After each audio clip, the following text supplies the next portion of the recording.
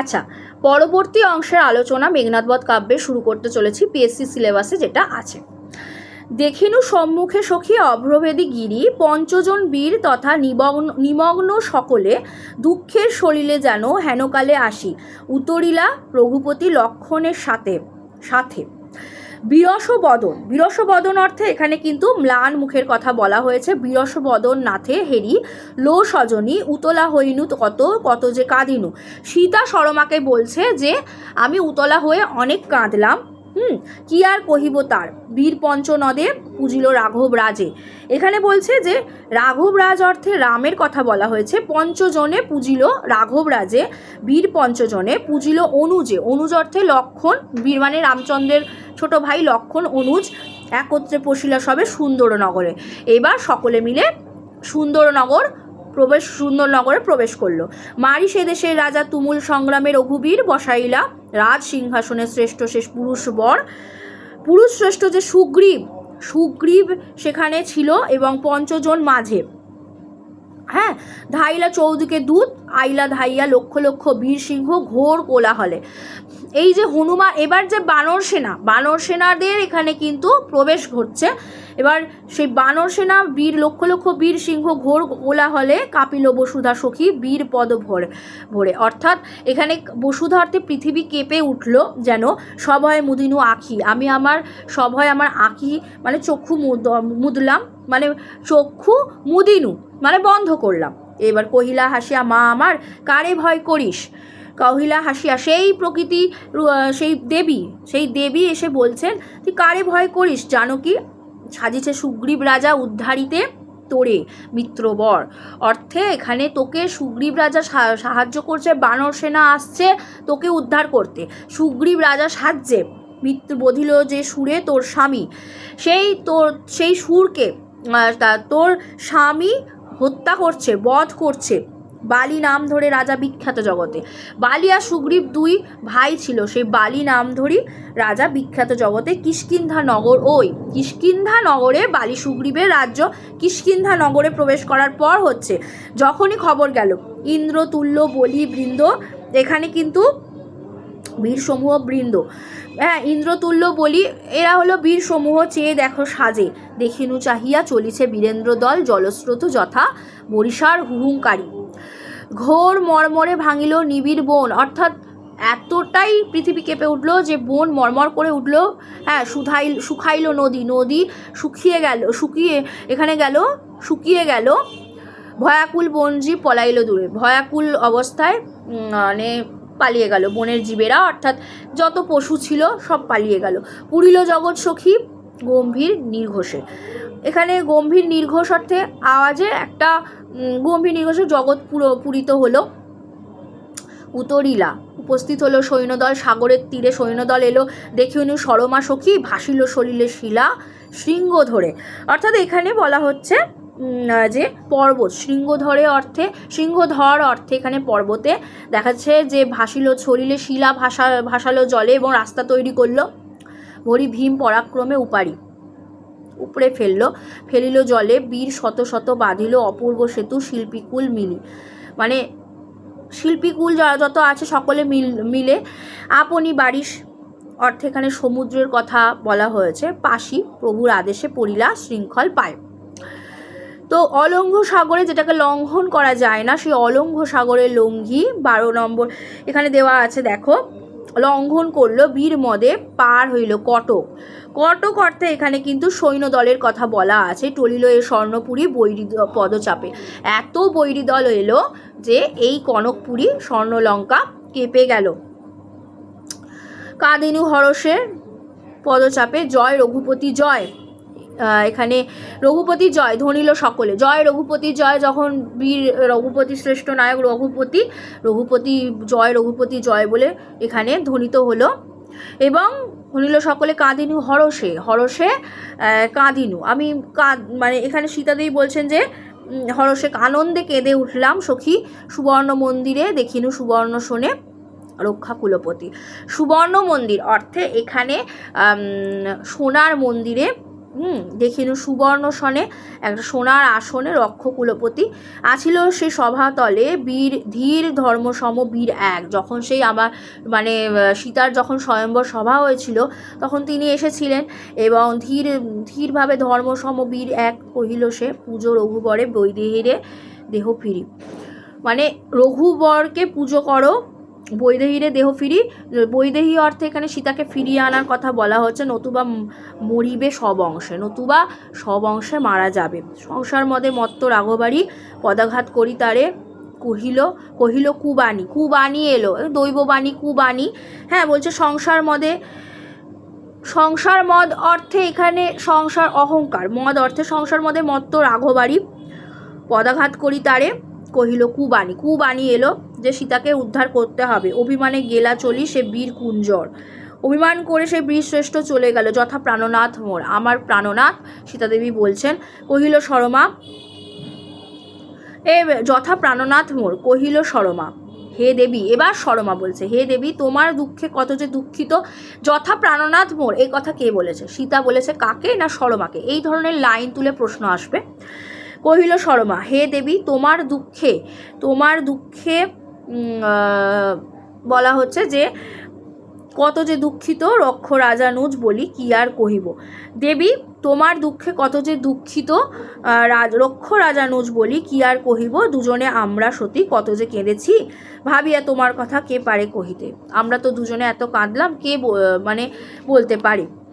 জানি আমি উতরিলা মৈথিলী রূপসী। বলছে সরমাও কেঁদেছে, সে কথা বলছে মৈথিলী রূপসী অর্থে সীতা। জানি আমি বিভীষণ উপকারী মম পরম। বলছে যে আমি জানি উপকারী আমার বিভীষণ এই বংশের হয়েও আমাদের সাহায্য করছে রামচন্দ্রকে, সে উপকারী মম পরম। সরমা সখী তুমিও তেমনই, তুমিও আমার সেই উপকারী সখী, আর বিভীষণও তেমন। আছে যে বাঁচিয়া হেতা অভাগিনী সীতা। এখানে তো অভাগিনী সীতা বেঁচে আছে। সীতা বলছে কি সে কেবল দয়াবতী, তব দয়া গুণে, তোমার দয়া গুণে কিন্তু কহি শুনো মোর অপূর্ব স্বপন। আমার অপূর্ব এক স্বপ্ন তুমি শোনো। সাজিল রাক্ষসবৃন্দ জুজিবার আসে অর্থে মানে আসে অর্থে এখানে আকাঙ্ক্ষায়, জুজিবার আশায়, আশা অর্থে এখানে আসে অর্থে আশা, আকাঙ্ক্ষা ঠিক নয়, আশা। বাজিল রাক্ষসবাদ্য বেজে উঠিল গগনে নিনাদ অর্থে আওয়াজ। কাপিনু সখী দেখি বীর দলে তেজে হুতাসন সম বিক্রমে কেশরী। এখানে বলা হয়েছে যে কত যে হইল রণ কহিব কেমনে, কত যে রণবাদ্য বেজে উঠল, বহিল শোণিত নদী, রক্তের লাল নদী বয়ে গেল, এতই রক্তপাত ঘটল, যুদ্ধ হচ্ছে পর্বত আকারে দেখিনু সবের রাশি।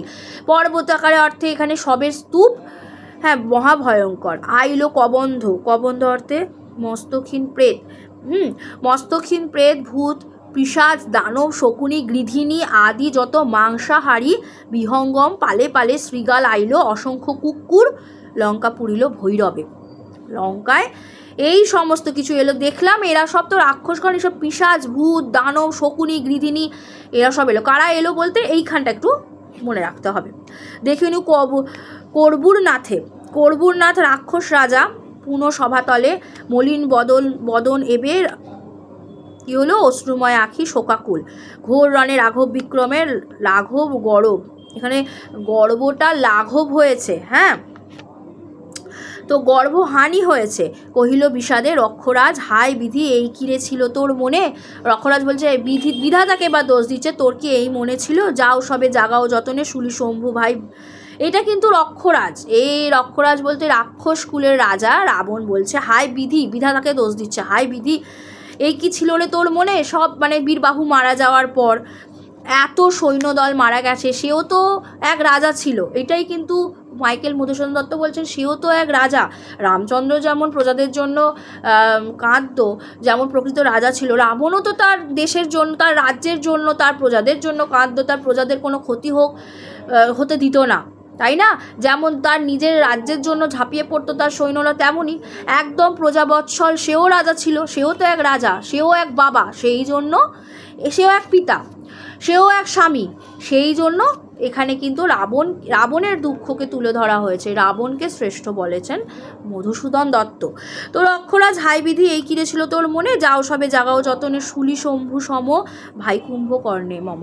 আমার কুম্ভকর্ণকে যাও জাগাও।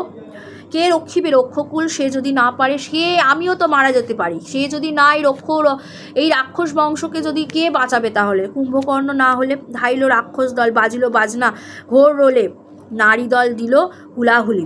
হুলাহুলি অর্থে এখানে উলুধ্বনি দিল বিরাট মূরতিধর পশুল কটকে, সৈন্যদল এখানে এলো রক্ষরথী। প্রভু মোর তীক্ষ্ণতর স্বরে এ বিচক্ষণ শিক্ষা কারল জগতে, কাটিল তাহার শির। তার শির ছেদন হলো, শিরচ্ছেদ, মরিল অকালে, জাগি সে দুরন্ত সুর। জয় রাম ধ্বনি শুনিনু হরষে সই। জয় রাম ধ্বনি দিচ্ছে, জয় রাম বলে কাঁদিল রাবণ, কাঁদিল কনক লঙ্কা হাহাকার রবে। চঞ্চল হইনু সখী শুনিয়া চৌদিকে ক্রন্দন, আমি আমার কান্নার ক্রন্দনে আমার চঞ্চল হয়ে উঠলাম। কহিনু মায়ে ধরি পা দুখানি রক্ষকুল দুঃখে বুক ফাটে মা আমার, পরের কাতর দেখি সতত, সর্বদা তোমাকে সতত কাতর দেখি, কাতরা এ দাসী ক্ষম মা মোরে, আমাকে ক্ষমা করো। হাসিয়া কহিলা বসুধা, লো রঘুবধূ সত্য যা দেখিলি লণ্ডভণ্ড। এখানে বলছে যে রঘুবধূ অর্থে এখানে সীতা দেবী, সত্য যা দেখলি লণ্ডভণ্ড অর্থে এখানে তছনছ করে দেওয়া যাকে বলে। করি লঙ্কা দণ্ডিবে, রাবণে পতিতোর, দণ্ডিবে অর্থে এখানে কিন্তু দণ্ড, শাস্তি দেবে, দণ্ডবিধান। হ্যাঁ, রাবণে পতিতোর, তোর রাবণে পতি রাবণে তোর পতি। এখানে প্রকৃতি দেবী এখানে সীতা দেবীকে বলে যাচ্ছে যে রাবণকে বধ করবে তোর পতি শ্রীরামচন্দ্র। দেখ পুনঃ নয়ন মেলিয়া, সেই স্বপ্নকে তুই দেখ, আবার দু চোখ মিলে দেখ। দেখিনু সরমাসখী সুরবালা দলে, সুরবালা অর্থে সুর অর্থে দেবতা, বালা অর্থে কন্যা। সুরবালা দল এসেছে, দেবতা কন্যারা এসেছে, নানা আভরণ হাত। মন্দারের অর্থে স্বর্গের ফুল, মন্দারের মালা, পটবস্ত্র, হাসি তারা বেরিল আমারে। কেহ কহে উঠো সতী, হত এতদিনে দুরন্ত রাবণ রণে। কেহ কহে উঠো রঘুনন্দনের ধন, উঠো তড়া করি অবগাহ দেহ। বলছে রঘুনন্দনের ধন তুমি ওঠো তাড়াতাড়ি। দেবী সুবাসিত জলে পরো নানা আভরণ, তুমি নানা আভরণ এবার তুমি পড়ো। দেবেন্দ্রাণী শচী দিবেন সীতায় দান আজি সীতানাথে, আজ সীতানাথের হাতে সীতাকে তুলে দেওয়া হবে। অর্থাৎ রামচন্দ্র এসে গেছে, রাবণ বধ হবে, এবার সীতাকে উদ্ধার করে নেবে রামচন্দ্র। কহিনু সরমা সখী করপুটে আমি, কি কাজ হে সুরবালা। এই যে স্বপ্নটা, এই যে সুরবালাদের স্বপ্ন দেখাচ্ছেন যে এই মন্দারের মালা, মন্দার অর্থে এখানে কিন্তু বলাই হচ্ছে স্বর্গের ফুল, যেটাকে বলা হয় পারিজাতের ফুল পড়ছে। কহিনু সরমা সখী করপুটে আমি, কি কাজ হে সুরবালা এ বেশভূষণে। সুরবালা এ বেশভূষণে আমার কোনো কাজ, বলছে সীতা দেবী যে এ ভূষণে আমার কোনো কাজ নেই, এ বেশভূষণে দাসীর আমি দাসী। যাইব আমি যথা কান্ত মম, এ দশায় দেহ আজ্ঞা কাঙালিনী সীতা। কাঙালিনী সীতাকে তুমি আজ্ঞা দাও, কাঙালিনী বেশে তারে দেখুন নিমনি। নিমনি অর্থে এই যে রাজা রামচন্দ্র কাঙালিনী বেশে আছে তা দেখু। উতরিলা সুরবালা তখন উপস্থিত হলো, শুনলো মৈথিলি, বলছে মৈথিলি তুমি শোনো, অর্থে সীতাকে বলছে। সমল খনির গর্ভে মণি, কিন্তু তারে পরিষ্কারী রাজহস্তে দান করে দাতা। সমল খনির গর্ভে যখন মণি থাকে না, সেইটাকে ভালো করে পরিষ্কার যেমন করা হয়, কয়লা খনিতে তো হিরে পাওয়া যায়, তাকে ঘষতে যখন হিরে চকচকে হয় তখন বলছে মণি, কিন্তু তারে পরিষ্কারই রাজহস্তে যখন দেওয়া হয় সেটাকে পরিষ্কার করেই দেওয়া হয়। তো তুমি তো এখন নিরাভরণ, তা তোমাকে ভালো করে সাজিয়ে তবে তো দান করব। তো আজকে এই পর্যন্ত আলোচনা, পরের ক্লাসে থাকছে পরের অংশটুকুর আলোচনা। ক্লাস ভালো লাগলে চ্যানেল সাবস্ক্রাইব করে বেল আইকন দিতে ভুলবে না, লাইক করবে, বন্ধুদের সাথে শেয়ার করে দাও, কমেন্ট বক্সে জানাও তোমাদের কেমন লাগছে।